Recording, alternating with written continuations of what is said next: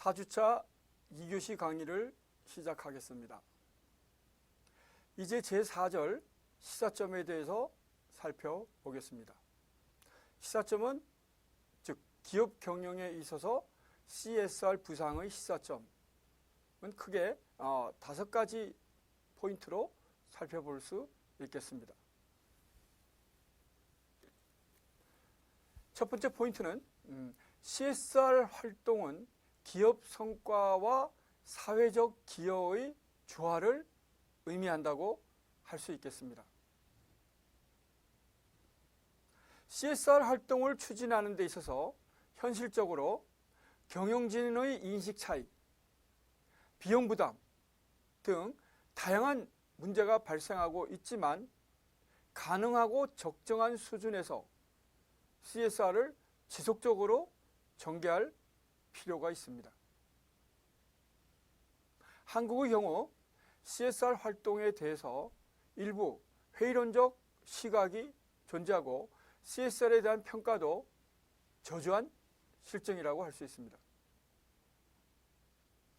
2005년에 약 1조 4천억 원을 사회공헌 활동에 우리 기업들이 지출한 바 있지만 시민들은 기업의 사회공헌 활동 점수를 100점 만점에 37.4점, 즉 낙제 수준으로 평가하고 있습니다. CSR은 이미 최고 경영자가 수행해야 하는 중요한 업무로 부상하고 있음은 우리가 앞선 강의에서 지적한 바 있습니다. 향후 후진국 및 후발 글로벌 기업에게 진입장벽으로 작용할 가능성도 존재하고 있습니다. 즉 CSR을 뒤늦게 진행할 경우에는 진입장벽이 될 수 있다는 그런 말입니다. 기업은 투자자에게 높은 수익을 주는 것뿐만 아니라 공공의 이익을 위해서도 기여해야 한다는 의견이 84%로서 투자자에게 최대의 수익을 남겨주는 것이란 의견 16%보다 압도적으로 많은 실정입니다. 그러나 우리가 간과하지 말아야 할 점이 있습니다. 여기서 기업의 CSR 활동은 사회에 대한 기업의 무한 책임을 의미하는 것은 아닙니다. 기업 성과와 사회적 기여가 서로 조화를 이룰 때 최대한도의 효과를 발휘할 수 있습니다. 즉 기업의 CSR 활동은 좋은 것이긴 하지만 기본적으로 기업의 성과가 뒷받침되어야 가능한 것입니다. 또한 기업도 지속가능한 성장을 하기 위해서 사회적 투자가 필요함을 인식해야 되는 것입니다.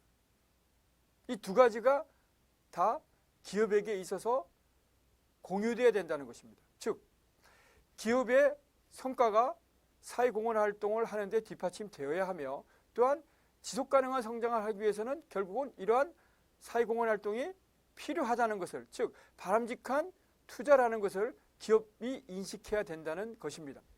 이게 필요 조건입니다. 즉 이러한 양호한 경영 성과를 거둔 기업이 결국 많은 사회적 기여를 하게 되겠죠. 또 이것이 또다시 성과도 기업에 대한 평판을 높여서 기업의 성과를 결국 양호하게 만들고 이러한 것이 결국은 또다시 많은 사회적 기여를 하게 되는, 즉 기업 성과와 CSR 간의 선순환 고리가 결국 구축되는 것이 중요합니다.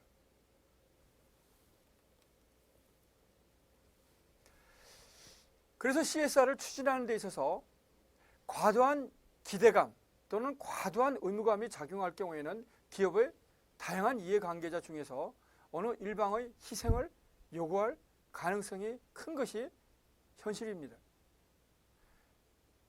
잘 아시는 바와 같이 기업의 이해관계자란 주주, 임직원, 소비자, 지역사회 등 다양하게 구성되어 있습니다. 기업이 초래하는 부작용을 CSR을 통해 해결한다는 식의 인과적 책임 수준을 넘어서서 결국 사회적 이슈의 해결까지 기대할 가능성도 큰 것입니다. 두 번째 시사점으로서는 전체적인 시각으로서 최적의 포트폴리오를 구성할 필요가 있다는 것입니다. 즉 일부 기업을 제외하고는 CSR이 사회공헌 활동으로 인식하고 있음을 잘 알고 있습니다. 그래서 CSR은 기업 성과라는 토대하에서 환경경영, 우리가 앞에서 살펴본 정도경영, 사회공헌 이 세 가지 부분으로 구성되어 있음을 유념할 필요가 있습니다. 따라서 기업이 직면하고 있는 상황이나 주변 환경에 따라서 최적의 CSR 포트폴리오를 구성하는 것이 중요하다고 할 수 있겠습니다. 이제 세 번째 시사점으로는 다양한 이해관계자의 참여를 유도해야 한다는 것입니다. CSR이 기업의 책임이라는 이런 시각에서 탈피해서 공감대를 이루어야 되고 공감대 형성을 통해서 결국 소비자, 지역사회, 주주 등 다양한 이해관계자의 참여를 유도할 필요가 있다는 말입니다. 임직원의 자발적인 CSR 활동 참여를 촉진하는 방안이 필요합니다. 예를 들면 마이크로소프트사의 매칭타임, 시티그룹의 자원봉사 보상 프로그램과 같이 직원의 자원봉사활동 시간을 금액으로 환산해서 기부하는 프로그램을 도입할 필요가 있겠습니다.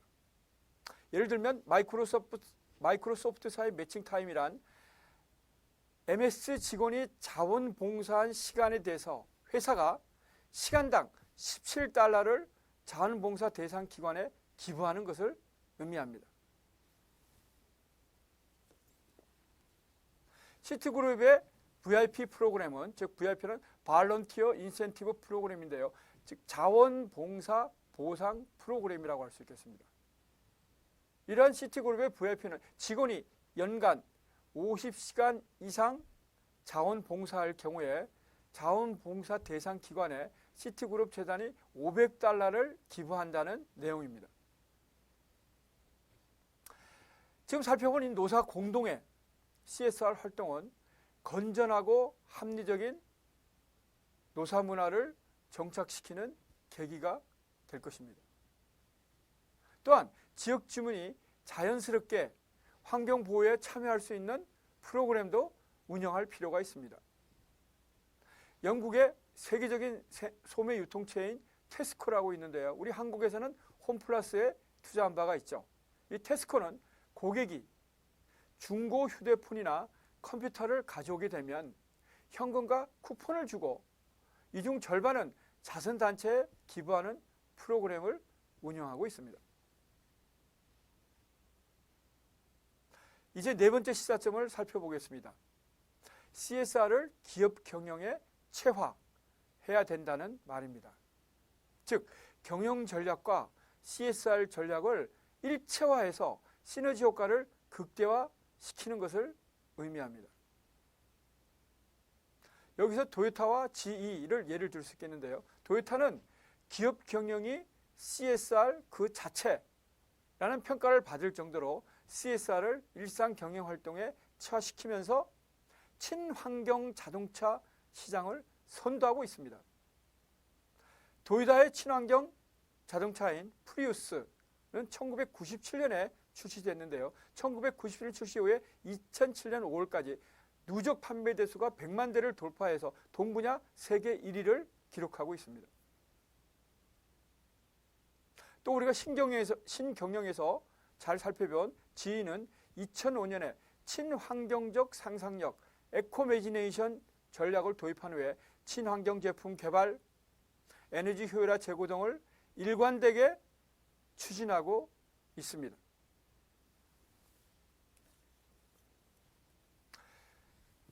일례로 GE는 2005년 이후 45개의 친환경 제품을 개발한 바 있으며 매출 실적도 2006년에는 120억 달러로 2005년 대비 2배 신장한 바 있습니다.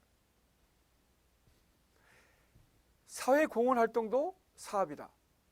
자선사업도 기업 경영 전략이다. 이런 마인드를 가지고 관련 제도와 기업 문화를 조성하고 있습니다. 즉 현행 CSR 프로그램을 주기적으로 모니터링하고 지역사회 및 전문가 의견을 경청해서 CSR 활동의 효과성을 제고시키고 있습니다.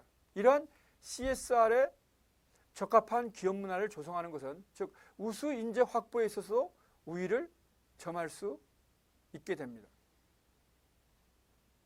마이크로소프트사의 사회공헌 활동을 좀 더 살펴보면 일단 마이크로소프트사는 사회공헌 활동 프로그램을 전개할 때 초기부터 학계의 전문가들에게 의뢰해서 정기적으로 프로그램을 평가하고 있습니다. 임원들은 업무 시간의 일정 부분을 사회공헌 활동에 할애하는 것이 상례화되어 있습니다. 이러한 사회공헌 활동의 달성 정도를 평가해서 결국 보수에 반영하고 있습니다.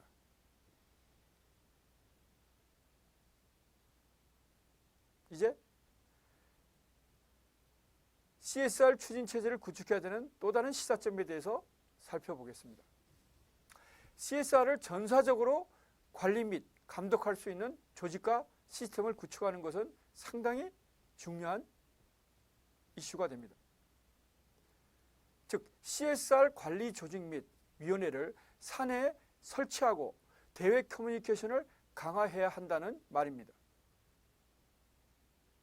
CSR의 대외 커뮤니케이션 도구로서 CSR 연례 보고서를 지적할 수 있겠습니다. 2007년에 개최된 G8 정상회담, 우리가 국가 경쟁력 그 파트에서 우리가 G를 제가 좀 소개한 적이 있죠. G3, G5, G7, G8, G20, G2. 여기서 G8이란 다시 설명드리면 G7 플러스 러시아를 의미한다고 할 수 있습니다. 이 G8 정상회담에서도 최근에는 그 중요성이 글로벌 금융위기 이후에 중국의 역할 중대성이 부각되면서 이제 G20 회의가 결국 이제 G7, G8을 대체하면서 결국 세계 여러 다양한 이슈들을 해결하는 데서 국가 간 가장 중요한 회의체라고 할 수 있겠습니다. 다시 한번 말씀드리면 2007년 개최된 G8 정상회담에서도 GRI 보고 방식을 촉구하는 성명을 발표할 정도로 여기서 GRI란 글로벌 리포팅 이니셔티브로서 경제의 질적 향상, 사회적 책임 등에 관한 가이드라인을 제시하는 국제 기구입니다. 이 GRI 보고 방식을 촉구하는 성명을 발표할 정도로 CSR 보고서는 GRI 가이드라인에 따라 작성하는 것이 대세를 이루고 있습니다.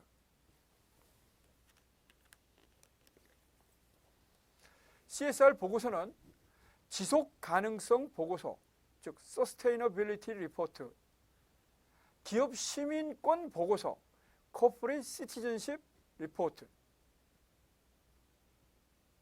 기업 사회적 책임 보고서, CSR 리포트 등 다양한 명칭으로 출판되고 있습니다. 이제 제가 올려드린 자료에 표 10-5를 보면 선진기업의 CSR 연례 보고서에 대해서 표로 집약하고 있습니다. 예를 들면 스타벅스의 경우에는 CSR 연례 보고서 창간 연도가 2001년이며 CSR 애뉴얼 리포트라는 제목을 가지고 CSR 연례 보고서를 발간하고 있습니다. UPS의 경우에도 2002년에 창간했으며 Corporate Sustainability Report라는 제목으로 발간하고 있고요. 마이크로소프트는 2003년 도입했고 글로벌 시티즌십 리포트라는 제목으로 발간하고 있습니다. G의 경우에도 2004년에 창간했으며 시티즌십 리포트라는 제목으로 발간하고 있습니다. GRI, ISO 26000 등 CSR 관련 국제표준 및 가이드라인을 도입해서 CSR 장벽에 선제적으로 잘 대응하고 있습니다. 수출 기업의 경우에 상대 국가의 CSR 관련법과 국제 표준을 준수하지 못할 경우에는 결국 수출 차질이 초래될 가능성도 배제할 수 없는 상황입니다. 또한 자사만 CSR 국제 표준과 가이드라인을 준수한다고 해결되는 것이 아니고 부품 소재 협력 업체도 이행하도록 할 필요가 있겠습니다. 자, 이제 지금까지 제5 타픽에 대해서 살펴보았습니다. 이제 제6 타픽에 대해서 살펴보도록 하겠습니다.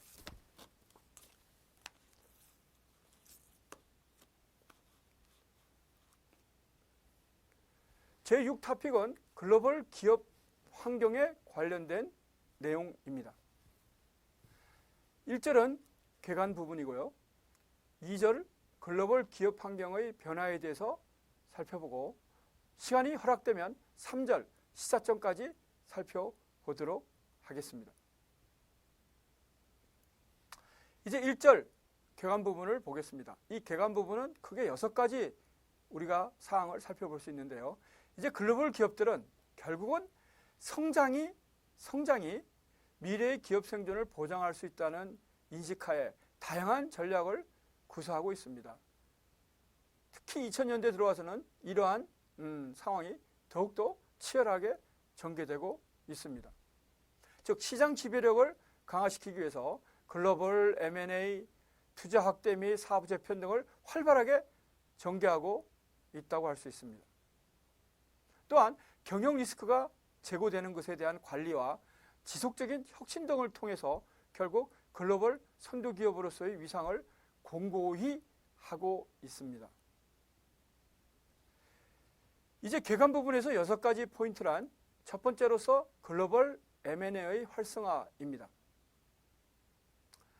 풍부한 글로벌 자금의 유동성을 기반으로 해서 M&A랑 우리가 인수합병을 의미한다고 할 수 있습니다. M&A 등 공격적 경영이 활발하게 전개되고 있습니다.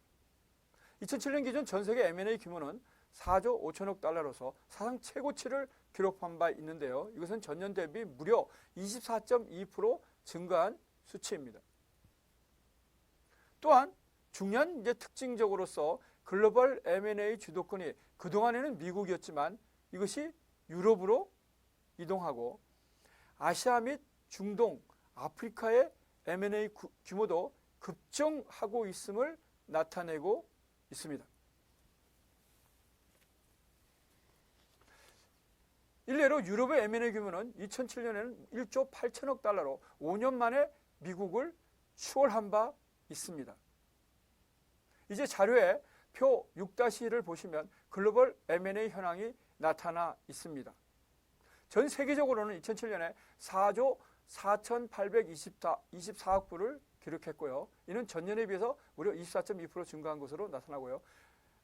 금액별로 보면 유럽이 1조 8천억 달러를 기록해서 미국의 1조 6,143억 달러를 추월했습니다. 그 다음에 3위로서는 아시아 지역이 6,031억 달러로 나타나고 있고요. 증가율로는 특이하게 중동 아프리카 지역이 38.1% 증가함으로써 유럽 36.2%를 초과한 바 있습니다. 이제 두 번째 포인트는 IT 업계의 투자 경쟁이 심화되고 있다는 내용입니다. 평판 TV와 반도체 등 IT 업계는 시장 주도권을 확보하기 위해서 공격적인 투자를 지속하고 있습니다. PDP, LCD 등 평판 TV 시장의 경우에는 절대적 시장 지배력을 확보하기 위한 생산 규모 확대 경쟁이 가속화되고 있습니다. 지금 2010년 이후에는 특히 2020년 가까이 와서는 우리 글로벌 평판 TV 시장, 즉 디스플레이 부분을 석권하고 있는 삼성전자와 LG가 양강 체제를 구축했고 이미 OLED, QLED 즉 8K 얼마만큼 선명도를 자랑하는가.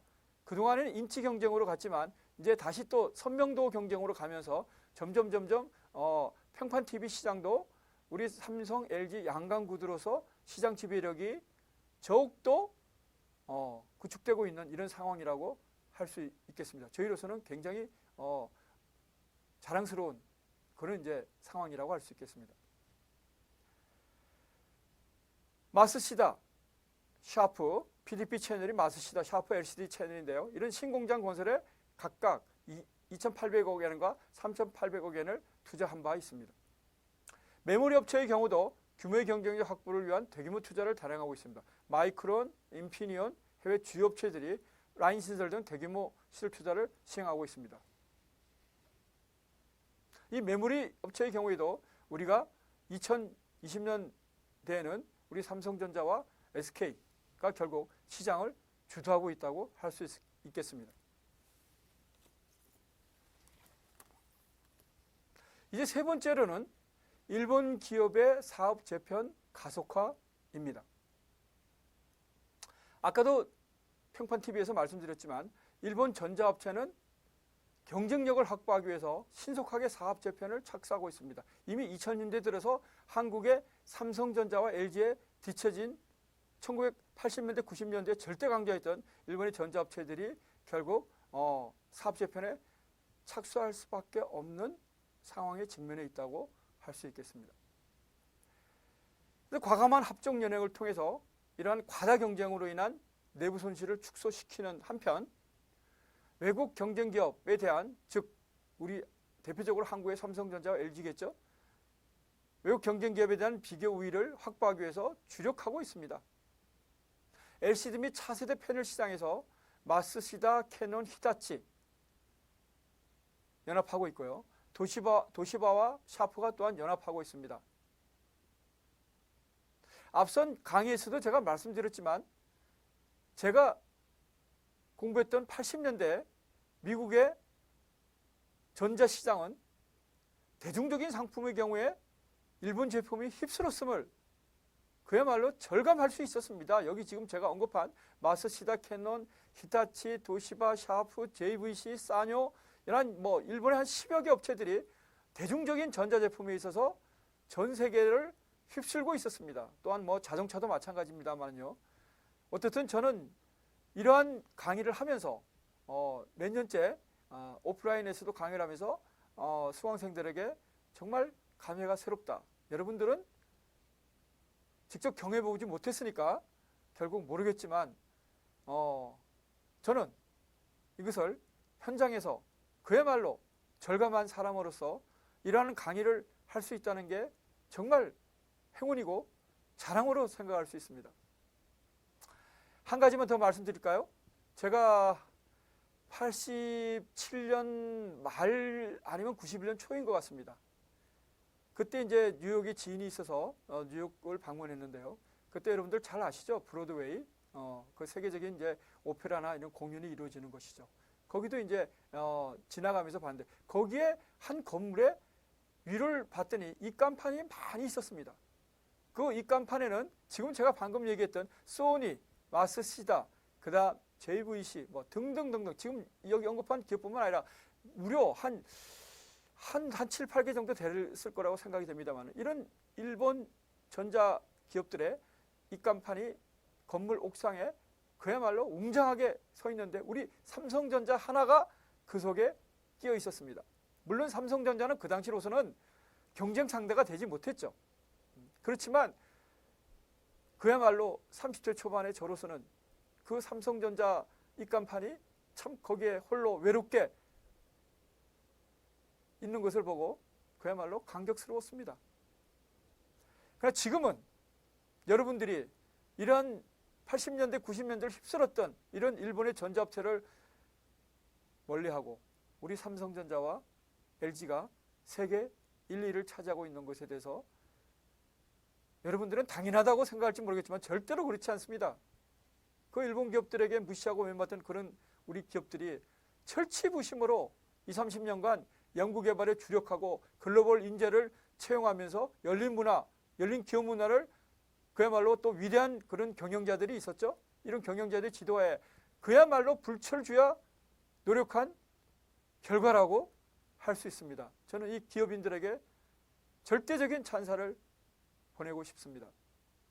여러분들도 알아주셨으면 합니다. 다시 책으로 돌아와서요. 이러한 대형 종합 전자업체들이 저채산성 사업을 그러니까 수익이 잘 나지 않는 그런 사업이겠죠. 이런 사업을 매각하거나 철수하는 등 본격적인 사업 구조 재편도 단행하고 있습니다. 대표적인 사례로 마쓰시다의 니온 빅터 매각, 사뇨의 휴대폰 생활과전 철수, 히타치의 HDD 및 PC 사업 철수 등을 지적할 수 있겠습니다. 여러분들 이 예를 들어보면요. 지금 일본 전자업체 사업체 편 예를 들어보면 마스시다, 특히 마스시다의 차세대 PDP 패널 및 TV 사업, 이걸 니온 빅타인트 매가 있는데요. 이 JVC는 그 당시 VCR 등 영상 카메라 시장에서는 압도적인 그런 그 시장 지배력을 지니고 있었습니다. 이어지는 강의는 3교시에 진행하겠습니다.